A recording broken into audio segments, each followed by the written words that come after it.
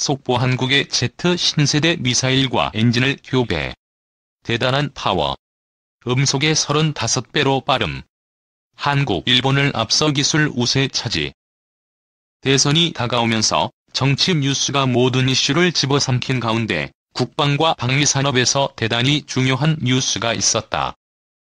12월 3에서 4일 방위사업청이 주최한 국방과학기술대제전에서 공개된 한국형 극초음속 무기에 대한 소식이다. 국방과학연구소가 국내 유력 방위산업체들과 함께 한국형 극초음속 무기 개발을 위해 수행한 첫 과제의 결과물이다. 국방과학기술대제전에서 하이코어라는 명칭으로 공개된 국산 극초음속 발사체의 생김새는 일견 미사일 같다. 엄밀히 말하면 미사일에서 탄두 등이 생략된 일종의 기술 실증용 기체다. 마하5 이상 속도 장거리 타격. ADD에 따르면 하이코어에는 국내 기술로 독자 개발 중인 한국형 듀얼 모드 스크램제트 엔진을 비롯해 관성항법 장치 비행제어 시스템과 기동식 날개, 각종 비행 데이터를 수집하는 복합 레이저 측정 장치, 유동 정보 측정 장치 등이 적용됐다. 이러한 장치가 적용된 하이코어의 목표는 하나. 마하5 이상 속도로 장거리 비행에 표적을 타격할 수 있는 무기 개발 전 기술 검증이다. 연구진은 2022년 하이코어 첫 실물 모델을 완성해 시험 발사에 나설 예정이다. 이번 행사에서 모형 및 비행 영상 CG를 공개했으나 엄밀히 말해 한국형 극초음속 무기 개발은 이제 첫발을 뗀 것이나 다름없다. 당장 내년 첫 비행에 성공하더라도 갈 길이 멀다. 한국형 극초음속 무기의 핵심은 스크램제트 엔진이다. 구조는 단순하지만 기술적 난도가 가장 높은 엔진 형태다.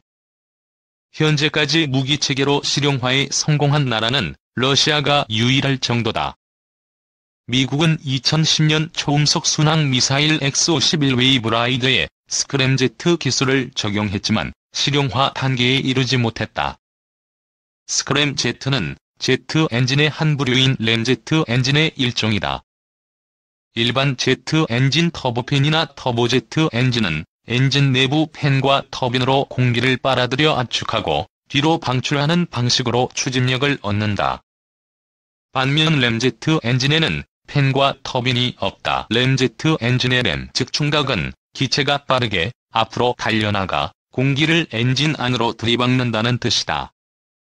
공기를 고속으로 이동시킨다는 의미에서 램이라는 약어를 사용하기도 하는데 이런 엔진을 만들어낸 이유는 오로지 고속 성능을 위해서다.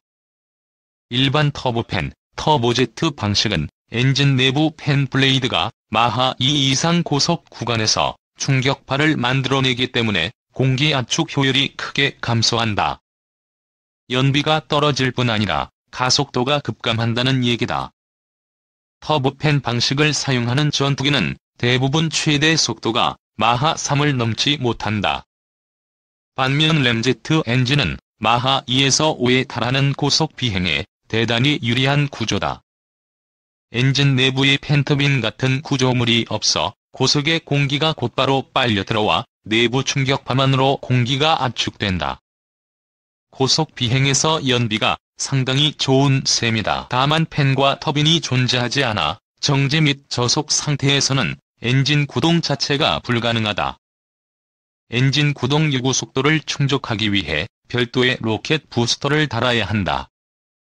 속도가 새로운 스텔스 스크램제트 엔진은 이러한 램제트 엔진의 파생형으로 마하5 이상 속도에서 효율을 극대화했다.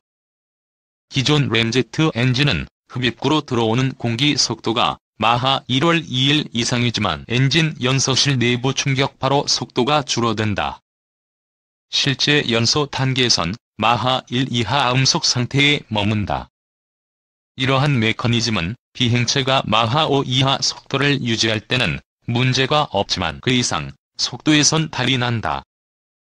엔진 연소실 내부의 충격파가 너무 커져 내부 압력과 온도 상승으로 엔진이 터질 위험성마저 있다. 스크램제트 엔진은 이 같은 문제를 해결하고자 고안됐다.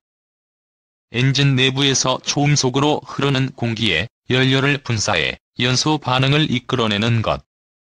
이 때문에 스크램제트 즉 초음속 연소 램제트라는 이름이 붙었다. 스크램제트 구조는 대단히 단순하지만 엔진 내부에서 초음속 연소를 유지하는 일은 결코 쉽지 않다. 혹자는 스크램제트 엔진의 작동 메커니즘에 대해 태풍이 극심하게 몰아치는 상황에서 성냥에 불을 붙이는 것만큼 어렵다고 말하기도 한다. 스크램제트 기술을 미사일에 적용하는 것도 어렵다. 미세한 공기 변화에도 연소가 불안정하게 일어날 수 있어 비행체 방향, 고도를 바꾸기 힘들다. 방향 전환 중 유입되는 공기의 작은 변화라도 생기면 엔진이 꺼지거나 아예 파괴될 수도 있다. 이처럼 개발이 어려우나 성공하면 그 가능성은 무궁무진하다. 러시아는 세계 최초로 스크램제트 엔진을 적용한 극초음속 미사일 3M-22 지르콘을 개발해 실전 배치했다. 마하9 속도로 비행하면서 자유자재로 항로를 변경할 수 있다. 사거리는 1000km급이며 현재 개발 중인 추가 개량형은 2000km에 달하는 것으로 알려졌다. 미국 최대 방산업체 로키드 마틴도 속도가 새로운 스텔스라는 표어를 내걸고 스크램제트 엔진 개발에 총력을 기울이고 있을 정도다. 2022년 첫 비행을 앞둔 하이코어가 대단한 이유는 개발 속도 때문이다. 주요 선진국이 반세기 넘게 매달린 기술 개발을 한국 기술진은 20년 만에 주파했다. 2000년 한국항공우주연구원 주도로 극초음속 공기흡입식 추진기관 연구에 나선 이후 전력 질주한 것이다. 그 짧은 기간 스크램제트 엔진 설계를 마치고 첫 실중 발사체 시험 발사를 앞두고 있다. 물론 첫 발사가 단번에 성공할지는 장담할 수 없다. 한국 당국의 정책적 지원은 하이코어라는 결실을 거둔 것이 심기할 만큼 빈약하기 때문이다. 내년 하이코어 첫 발사를 앞두고 관련 예산과 인력을 확충해야 한다는 목소리도 나온다. 고효율 극초음속 비행을 가능케 하는 스크램제트 엔진은 요격이 불가능한 무적의 창의 토대가 된다. 전 세계를 일일 생활권으로 묶는 극초음속 여객기에도 적용할 수 있어 민간 항공산업 분야에서도 게임 체인저다. 제트 엔진 불모지 한국에서 탄생한 하이코어 프로젝트가 앞으로도 비상하기 위해선 정부와 방산업계의 적극적인 협력 및 지원이 필수다.